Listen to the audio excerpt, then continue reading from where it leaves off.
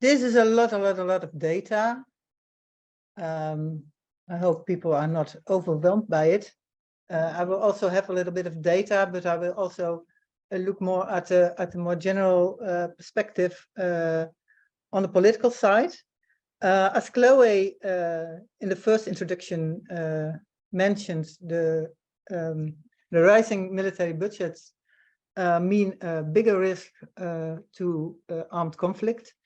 And as Sam remarked, there is already a very huge disbalance between the NATO EU military budgets and the Russian military budget. So you can wonder why these military budgets are so high rising. And what's also an important question, I think, is what is the consequence of all this from the perspective of a very urgent security problem that we have, which is the climate crisis, where many, notably young people, are very worried about because they see their future going up into wood fires, floods, and droughts, and the rising military budgets are of influence on that.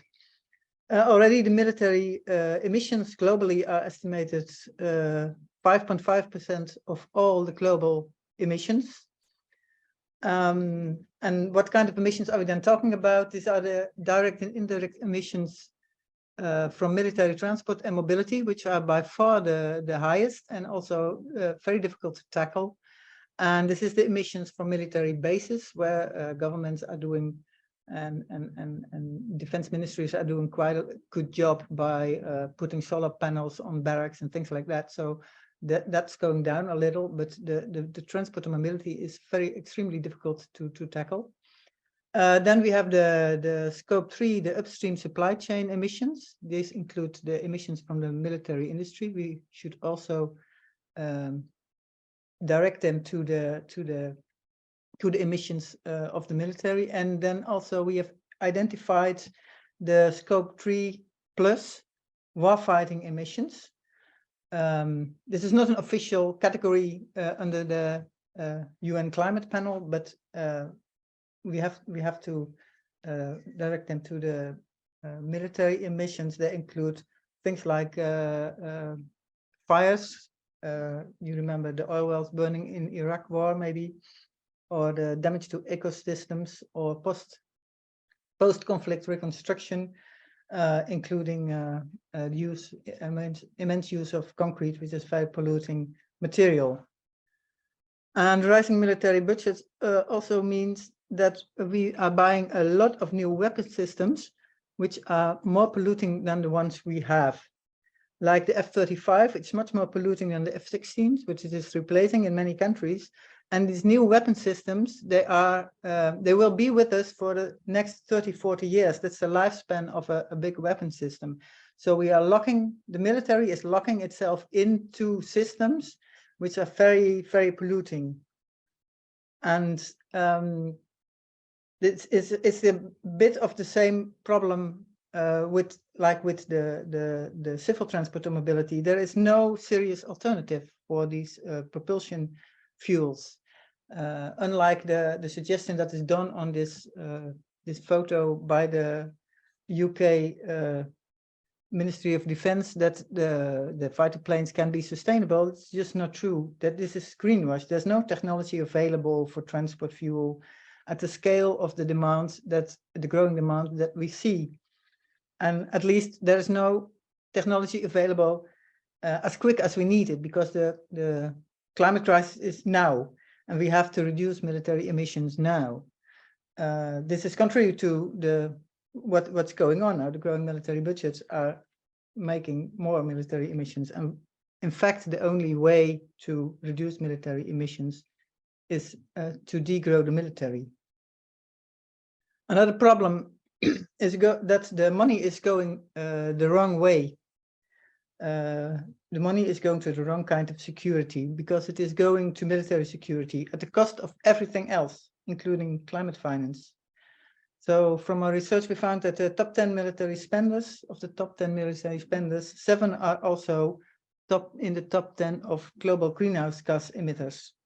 The Annex II countries, which are the most industrialized countries, have a responsibility to transfer money to the most vulnerable countries in the global south that are the biggest victims of the climate change.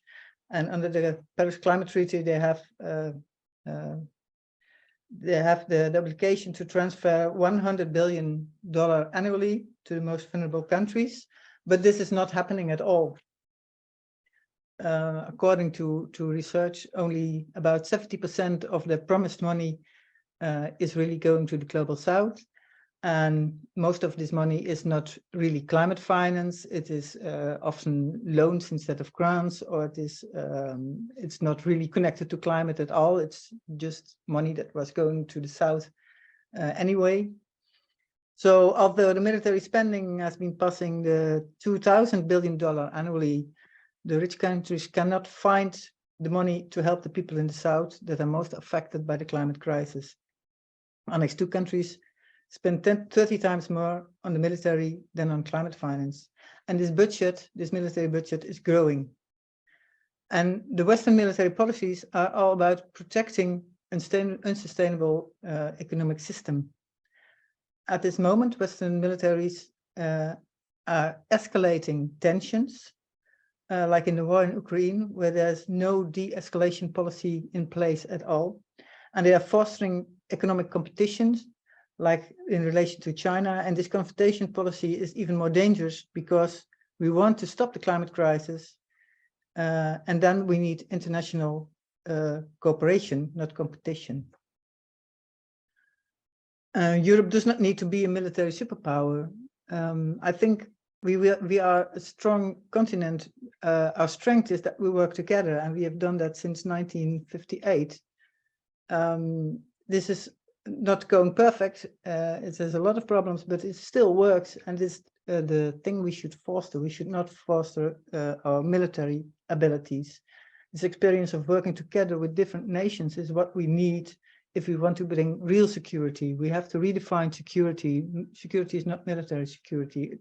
Military force will not bring us peace. It is protecting the power of the rich countries and the most rich companies. And we have to live together on this planet. We need another kind of security, and we need to degrow the military to bring this security around. Thank you.